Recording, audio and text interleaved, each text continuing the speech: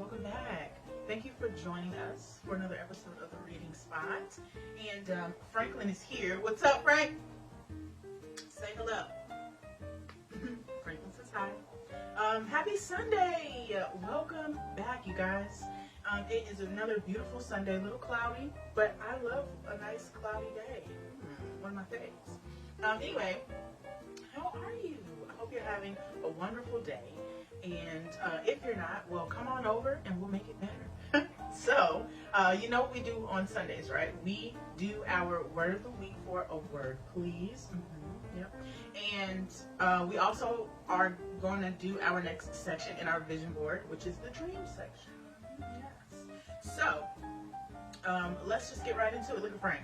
Frank, hey! You just want to be seen. We see you. Yes, hi. All right, so let's jump into our word of the week for a word, please. Now, we did the letter, our last letter was the letter I. We were on the letter I for a while because the holidays happened, other things went on. Yeah, but now we've moved on to the letter J. So, the letter J is for Jovial. I always leave this on here. Give me this. The letter J is for Jovial. Now, Jovial is spelled Jovial. And the meaning of jovial is cheerful and friendly. So, for example, you might say she has a jovial spirit. So, jovial is someone who is full of life, full of good nature and joy. And now, I know you might be thinking happy. And yes, happiness is also included, but see, happiness a lot of times can be what? Situational. But joy is on the inside. Yeah. And joy is from the bottom of your heart. So to be jovial is somebody who has a laugh in their belly. Someone who puts their intentions in this world as good ones. Somebody who is a delight to be around, who carries a light around with them.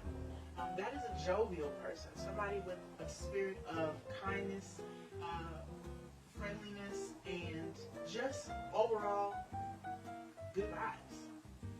Jovial. So yeah. Now, that was pretty quick. Straight, sweet, to the point. Find ways that you can use jovial in your vocabulary this week.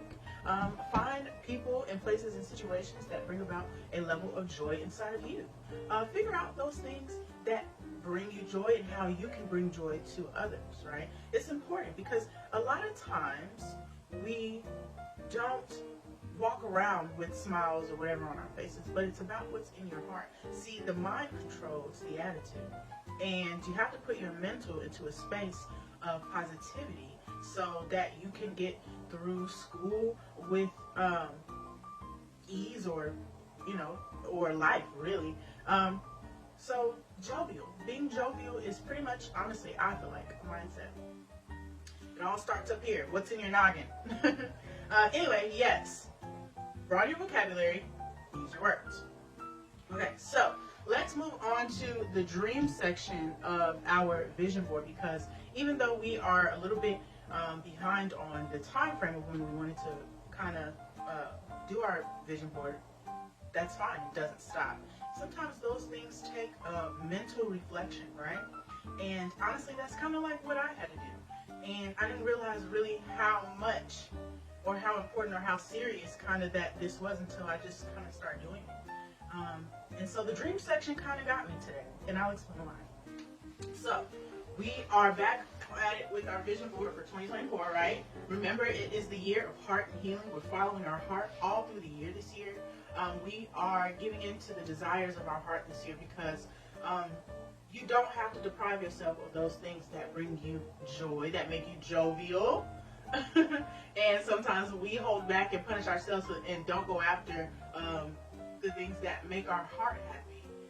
And so this year we're cutting out all of that and we're going for it. And we're going to heal from those things that did not. And healing takes time, so you got a whole 365 to reflect and all we got. Okay, now, more specifically, let's move on to the dream section of our vision board. I'm going to be totally honest with you about the dream section for me anyway. When I started to put things in this section, it was really hard for me because I did not have the luxury of dreaming as a child, or really in my early adult years. I have been in survival mode since I can remember, since a small child. So dreaming was not something that seemed real to me. I didn't know who I was, what I wanted out of life, who I wanted to be, because my only focus was survival, getting through the day, on to the next day, finding food to eat, just surviving my environment, really. And it really did not hit me until I began to do the section. And I felt that I would say that just because I know that there is someone else out there who was just like me, right? And it's important to know that you're not alone. And you're never too young or too old to dream. And I put the reading spot right there in the middle because that's the only thing that I could really think of that I really had a dream for, an aspiration for. And it's funny because I started manifesting this a year ago, but I didn't know which way I was going to go with it and what I wanted out of it and how I wanted to go about it, what I wanted to do. And I wrote some things down and they just kind of sat on my computer. And I had no idea the level of manifestation that was going on even then. So it is my dream that I can turn the reading spot into something bigger than even I imagine. Something that goes across all platforms to help with literacy, with emotional development, as well as comfort and a safe place for people to understand that nobody's perfect and there are people out there who need the simplest of forms of learning, and maybe they need to hear from somebody who looks just like them. So I don't know, I don't totally have that whole thing mapped out quite yet. So it's kind of, there's still parts that have to be tweaked to it, but yeah, that is in the dream section. I also put school down here too because I am 2 years away from getting my degree. And so that is a dream of mine, to finally have my degree. And my degree will be in psychology and my minor will be in health science. And it is my dream to be of help to people. So I haven't totally figured out what capacities, what forms, because I just started dreaming. But better late than never, right? So that is what I have for the dream section.